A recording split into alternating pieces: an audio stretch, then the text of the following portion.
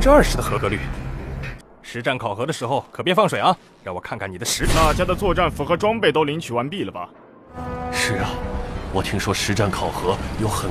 欢迎加入极剑武馆。你今天你我两不相欠。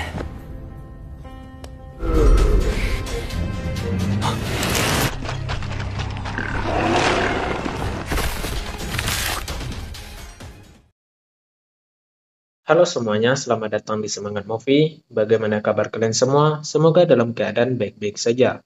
Di video kali ini kita akan melanjutkan Donghua series Swallowed Star, yang dimana pada part sebelumnya, Luo Feng ditangkap karena membuat keributan di rumah Hao Bai. Lalu, Hao Bai pun menghubungi seseorang untuk menyerang Luo Feng pada saat Luo Feng berada di dalam penjara. Bagaimanakah kelanjutan ceritanya? Tidak membuang waktu, langsung saja kita ke ceritanya.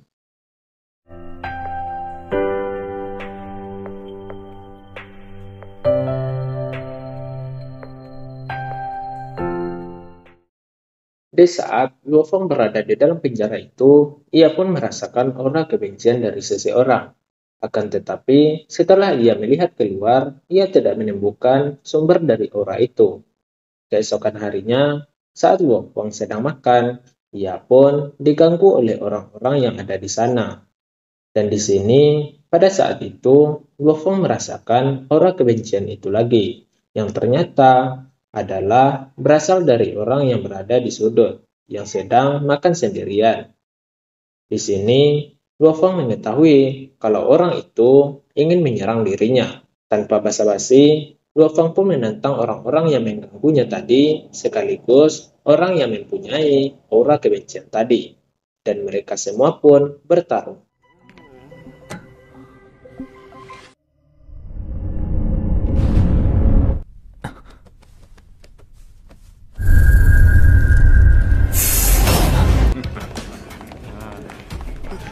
这些什么饭菜？那就一起上，包括你。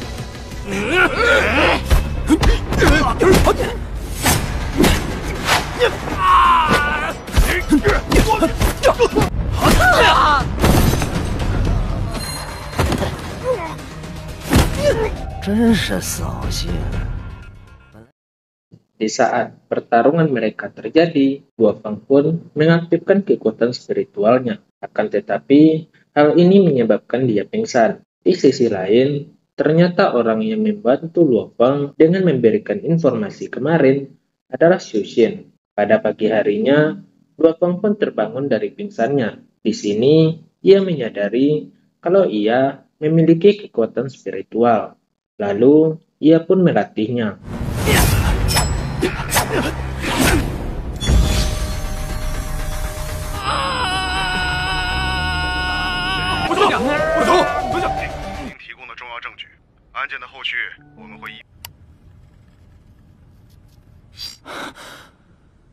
不知道我之前几次偷的。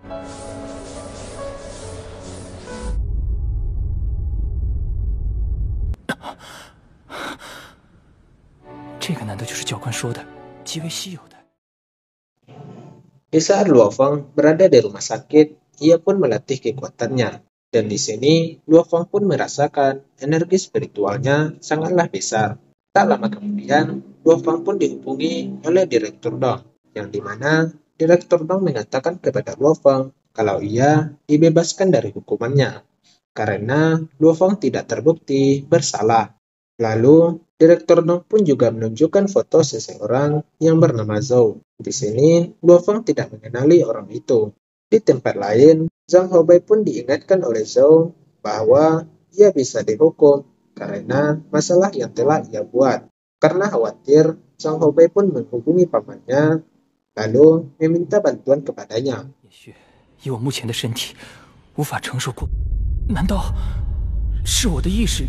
这个难道就是教官说的极为？取了监控核实，看守所这边的是园区看守所的董安，这儿是区里的周华阳的地头蛇安排的，打断你的一条腿和一条胳膊。去找你叔，好好商量吧。这样，怎么会这样啊？周哥，张泽虎定要他好看。好白，从今天起，每天都给我待在。董所长，请问你能不能告诉我？ Di saat Luofeng sedang bersantai, ia dikunjungi oleh Xuexin. Di sini, Luofeng pun berterima kasih karena Xuexin telah membantunya. Xuexin pun mengatakan kalau ia percaya pada Luofeng.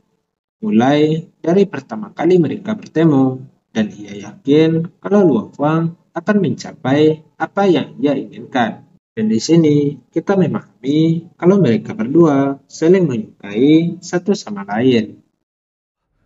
那个为我作证的目击者是谁？你眼中没有害怕，只有向往。你的志愿从来就不在这座围墙内。对了，恭喜你通。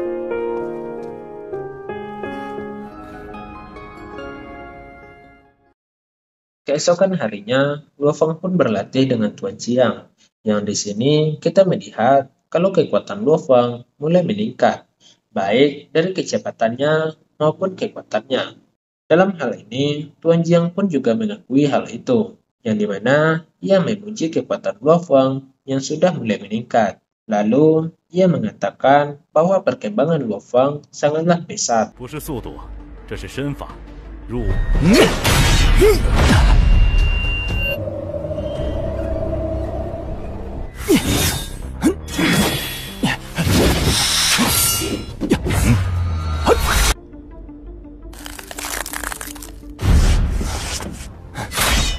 甚至连脚都很少移动，就躲过了我的攻击。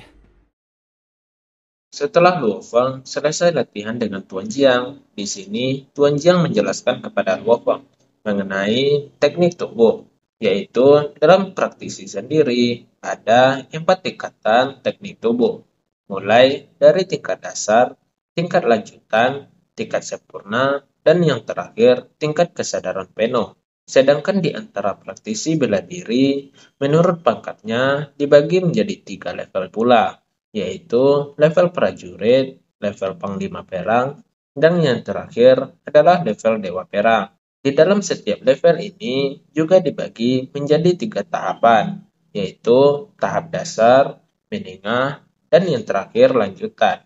Dan di atas level dewa perang sendiri juga ada, akan tetapi level ini sangat jarang ditemukan atau sangat langka. 他们身法快如闪电，拳脚能击溃大，不是速度，这是身法。整个华夏国也不过2、3人而已，以及极为稀少的战神级，每个等级身法已经踏入了完美级领域。罗峰，快随我下去。朱议员，诸葛主管。 Tak lama kemudian, Luofeng pun dibawa bertemu dengan Direktur Zhong dan juga Tuan Wutong. Lalu, Direktur Zhong mendengarkan kalau kekuatan Luofeng mencapai 3.110 kg dan kecepatan 58 meter per detik. Di sini, ia mengundang Luofeng bergabung dengan Aula Bela Diri Zhexian dengan penawaran berupa villa, gaji, dan teknik panduan dengan harga yang tinggi. Tentu hal ini dikarenakan kemampuan Luofeng yang sudah memenuhi persyaratan itu. Di sini, Luofeng menyetujui kontrak itu, lalu ia pun menandatanganinya. 吴总教官，朱议员，诸葛主管，有个文件。欢迎加入极限武馆，你今天就可以。今天刚测试过，全力是3110公斤。可我还没参加武者实战考核。 不过，我很看好你，就提升了额度。我听江年说，你已经领悟了5星向天修。整个江南基地市的极限武馆，它的。 Setelah Luofeng menandatangani kontrak tadi, di sini ia memulai kepindahannya bersama kedua orang tuanya dan juga Ahua. Dan terlihat kalau Tuan Jiang juga membantu dalam kepindahan mereka. Di saat dalam perjalanan, Luofeng memberitahu keluarganya kalau mereka akan pindah ke aula eksklusif dengan semua kelengkapan dan fasilitasnya. Yang hal ini membuat kedua orang tua Luofeng sangat bangga dan sangat bahagia karena hal itu. Di saat dalam perjalanan, Luofeng melihat seseorang yang memperhatikan mereka dari kejauhan. Tak lama kemudian, mereka pun sampai ke aula eksklusif itu. Di sini, Luo Feng sangat senang karena dapat melihat kedua orang tuanya sangat bahagia. 欢迎加入极限武馆。可你不是还没参加实战考核吗？我到社区来住。我不是。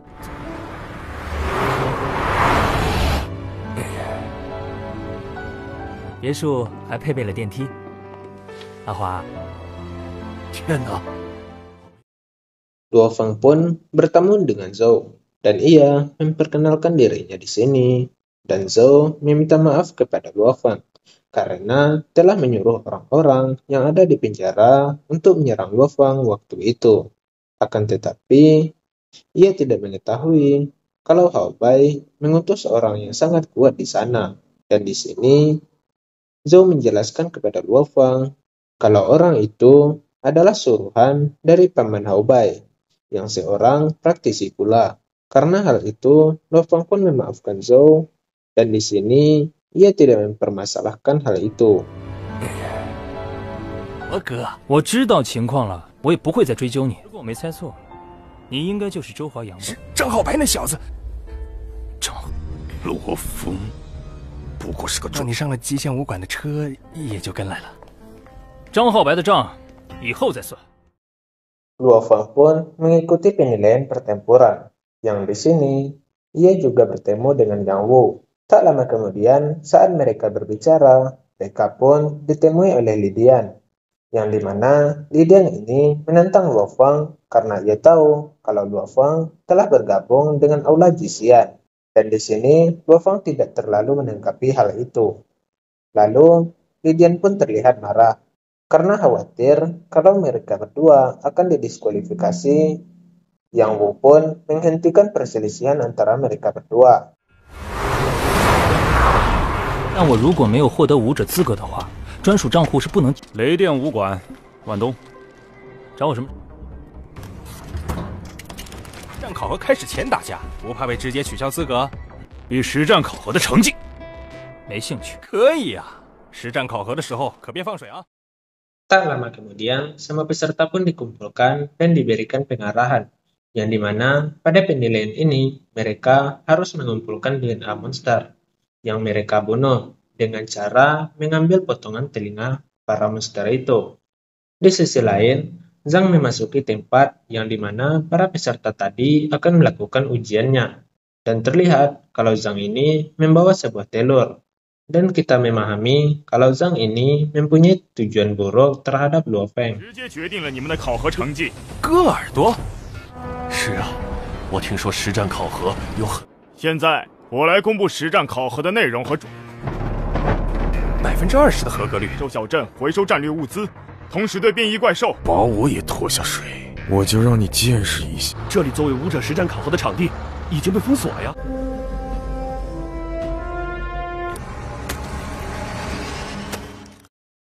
Setelah mereka turun dari kendaraan itu, mereka semua pun langsung melakukan penilaian pertempuran, dan mereka semua dipantau langsung dari markas.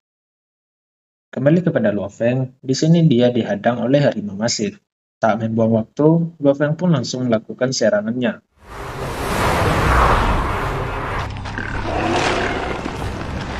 这次跟准武者考核的虚拟对战不同，来吧！ 入危级身法是你的观察对象。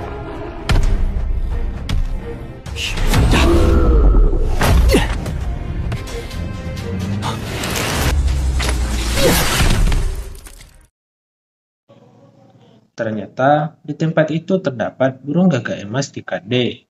Awalnya Tuan Wutong ingin menghentikan ujian tadi, akan tetapi Direktur Zhong memerintahkan agar melanjutkan ujian itu. Dan terlihat kalau Luo Feng berada dekat dengan burung itu, dan film pun bersambung. 会有地级的金物救的，快终止考核！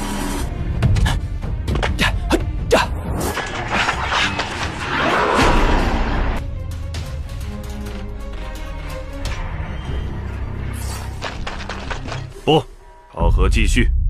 主管，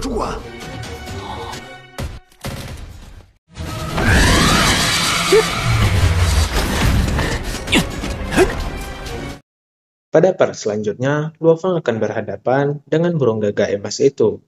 Dan apa saja yang akan dihadapi Luofeng selanjutnya, kita saksikan di video selanjutnya. Terima kasih teman-teman yang sudah menonton. Jangan lupa di subscribe untuk notif berikutnya. Dan sampai bertemu di video selanjutnya.